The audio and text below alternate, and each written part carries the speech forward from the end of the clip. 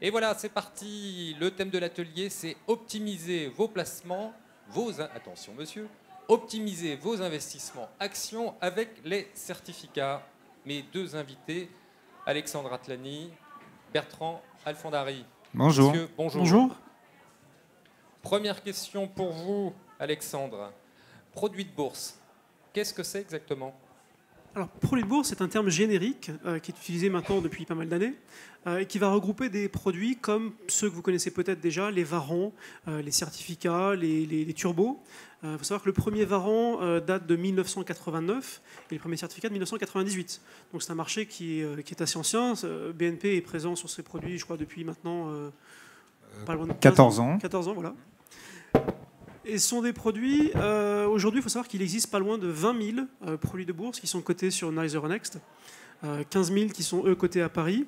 Et ces produits vont vous permettre d'investir avec différentes stratégies en fonction du type de produit que vous allez choisir, et également d'accéder à des types de sous-jacents différents, par exemple de prendre position sur des devises, sur des indices, sur des actions, sur des matières premières. On en couvre 11 types de ce qu'on appelle le sous-jacent, on en couvre 11 types.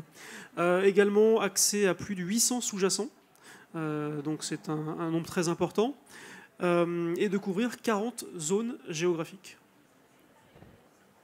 Bravo. Voilà. Tout ça de tête? Tout ça de tête. De tête, j'ai encore un chiffre. Juste pour vous dire que c'est des produits qui ont beaucoup de succès. À Paris, en 2012, on est déjà à plus de 6,2 milliards d'euros échangés sur ces produits-là. Et je crois que ça fait un petit peu plus de 1,7 million de transactions. Très bien. Bertrand, maintenant c'est à vous.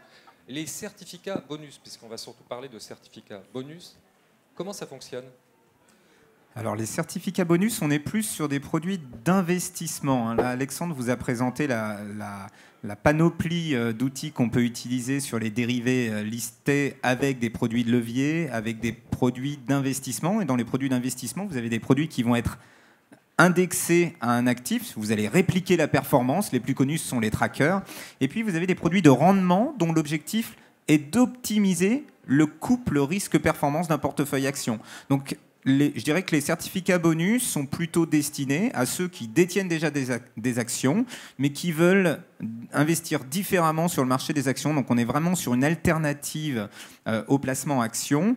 Le but principal, pour essayer de vous expliquer ça sans graphe et de la façon la plus simple, vous avez deux bornes, une borne basse et une borne haute qu'on appelle le niveau bonus.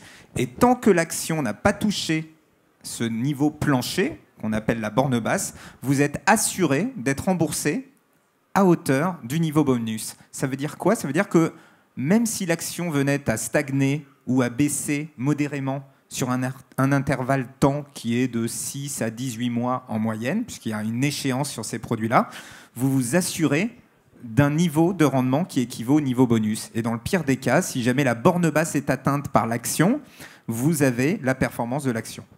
Donc, voilà.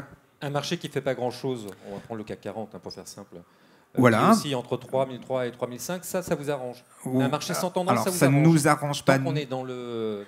J'entends bien, mais tant oui. qu'on est dans le...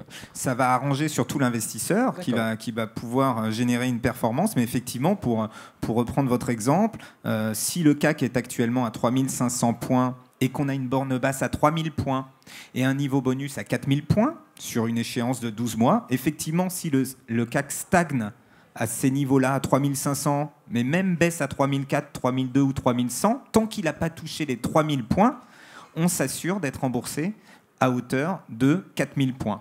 Donc ça vaut pour un marché neutre, mais ça vaut aussi pour un marché modérément baissier.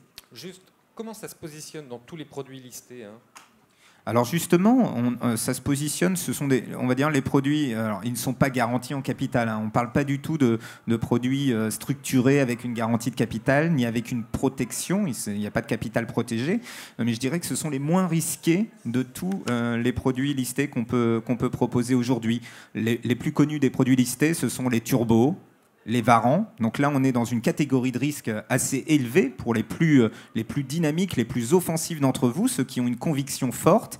Et puis ensuite, on va retrouver les certificats bonus en termes de couple rendement-risque en dessous des actions. Donc là, je dirais, à la limite, ça va plutôt correspondre aux investisseurs qui cherchent qui sont plus conservateurs sur le marché action et qui n'osent pas rentrer sur le marché actuellement de peur de constater une baisse de 5 ou 10%. Mais j'imagine qu'on aura beaucoup de questions là-dessus. Techniquement, on a vu les avantages, les inconvénients.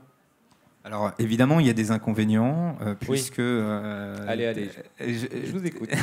Tout à l'heure, je disais, au pire des cas, on a la performance de l'action. Parce que si jamais la borne basse est touchée, vous aurez la performance de l'action et vous serez remboursé au cours de clôture de l'action. Donc on a envie de se dire, dans ce cas-là, à ce moment-là, je vends toutes mes actions et je me positionne sur ces produits-là, puisqu'ils procurent un rendement dans le meilleur des cas, et dans le pire des cas, j'ai la performance de l'action. Donc c'est toujours mieux que de détenir l'action. Sauf que ce n'est pas le cas. Pourquoi ? Parce qu'il y a 2 inconvénients majeurs à ce type de stratégie qu'il faut bien avoir en tête avant d'investir dessus. Le premier, c'est qu'on ne touche pas les dividendes. C'est le cas d'ailleurs de quasiment tous les produits dérivés, tous les produits structurés. C'est justement le dividende qui est anticipé sur l'action qui permet de structurer ce produit, ce qui permet à BNP Paribas de construire les bornes. Et plus le dividende anticipé attendu sur l'action France Télécom, Vivendi, Capgemini, peu importe, on peut émettre des certificats bonus sur quasiment toutes les actions du CAC 40, plus le dividende anticipé est élevé, et plus on va réussir à espacer les 2 bornes, donc à créer de la sécurité et du niveau de performance. Ça, c'est le premier inconvénient. Le deuxième, c'est que ce sont des produits qui ne sont pas éligibles au PEA.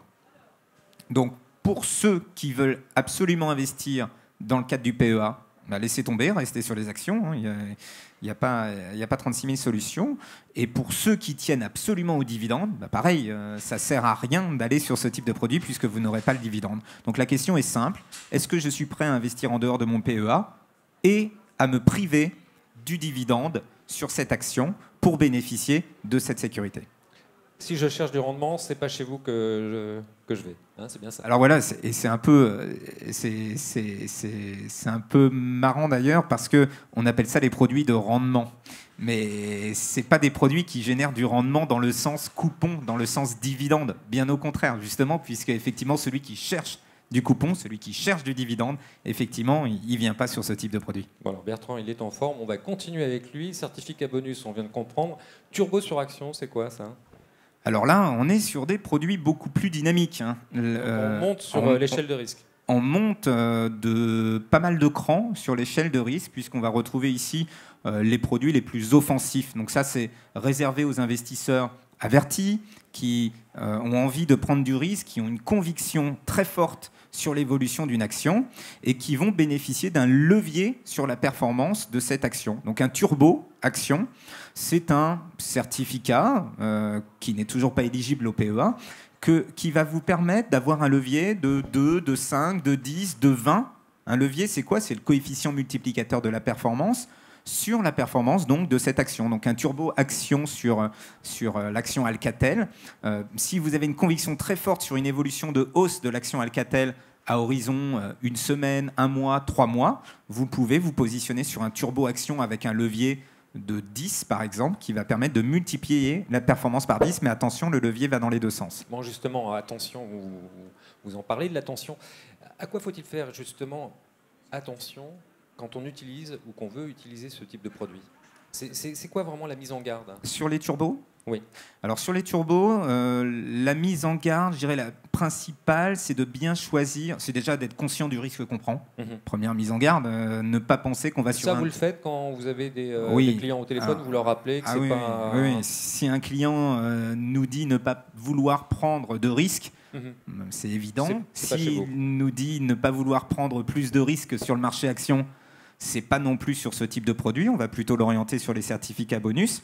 Donc je dirais le premier réflexe, c'est d'être conscient du risque qu'on prend et de façon pratique, une fois qu'on connaît le fonctionnement des turbos, qui est très simple d'ailleurs à assimiler, ce qu'il faut, c'est vous avez une barrière désactivante sur un turbo et c'est ça qui est le danger, mais qui permet de protéger l'investisseur pour ne pas perdre plus que ce qu'il a investi. Et je dirais que la première règle, c'est de choisir sa barrière désactivante en fonction de son degré de risque, puisque plus vous allez choisir une barrière désactivante proche du niveau de l'action, on va prendre l'exemple de l'action, je ne sais pas, Alstom, on va dire qu'elle vaut 8 €. Si vous choisissez une barrière à 7 €, une barrière désactivante, si jamais Alstom touche les 7 euros, le produit meurt prématurément et vaut 0. Donc vous voyez bien qu'il y a quand même un risque important. Mais à l'inverse, on peut très bien choisir une barrière à 5 euros. Donc très éloigné du niveau actuel de l'action Alstom. Donc le premier réflexe, c'est de faire attention au niveau de barrière qu'on va choisir et donc au levier finalement qu'on aura sur la performance. J'imagine qu'on aura des questions là-dessus. On va réveiller Alexandre parce que c'est un moment qu'on ne vous a pas donné la parole. Alors comment est-ce qu'on peut souscrire ces produits et où? C'est une très bonne question. Quand vous vous réveillez, dis donc, vous êtes charmant. Hein. J'entends souvent dire ouais, on comprend rien, les produits de bourse, on ne sait pas comment ça se traite. Jamais dit ça. Pas de votre part, pas de votre part. Une heure de conférence. Alors en fait, ça se traite de manière très très simple. Ces produits sont tous identifiés comme une action par un code ISIN, voire par un code mnémonique. Mnémo, c'est 5 caractères, donc c'est facile de le retenir. Et puis avec ce code, eh bien, on va transmettre son ordre auprès de son intermédiaire financier classique. Ou de sa banque. On n'est pas obligé d'ouvrir un compte auprès de chaque émetteur des produits qu'on veut négocier. On va pouvoir, grâce à son courtier, avoir accès à l'ensemble des produits de bourse qui sont cotés sur Paris. Alors pour ça, on va utiliser les ordres classiques, l'ordre au marché, l'ordre à cours limite, qui va nous permettre de maîtriser son cours d'exécution, et puis il y a un ordre stop on quote, qui est très intéressant sur les produits bourse. C'est un équivalent un petit peu d'un ordre stop loss, ou seuil de déclenchement, pour ceux qui connaissent l'ordre à seuil de déclenchement. L'avantage, c'est que cet ordre n'existe que pour les produits de bourse, et on va regarder le dernier cours, on ne va pas regarder justement le dernier cours traité, mais on va regarder la fourchette de l'émetteur, le quote de l'émetteur, d'où le nom stop on quote. Et dès que l'émetteur, en fait, dès que sa fourchette va atteindre le niveau stop que l'on aura précisé, eh bien, tout de suite, la transaction va être réalisée. Donc, on peut utiliser un ordre stop on quote pour mettre une sorte de protection, une sorte de coupe-circuit, et dont on sera sûr qu'il sera exécuté. Très bien. Juste avant de passer la parole à la salle, Bertrand, pour terminer. Les règles d'or pour investir sur ce type de produit. On a parlé certificat bonus, turbo-action, sur-action. Très vite. Alors je dirais 3 règles d'or principales. La première, c'est de savoir le risque, le niveau de risque que l'on est prêt à prendre et le niveau de risque du produit en lui-même. Donc là, catégoriser, hiérarchiser les risques, c'est très important. La deuxième règle d'or, c'est de consacrer du temps. Si vous ne consacrez pas du temps à ce type de produit, surtout quand vous avez un levier important, ça ne sert à rien d'aller sur ce type de produit. Il faut quand même suivre ça, peut-être pas au jour le jour, ça dépend des produits. Sur un turbo, peut-être au jour le jour.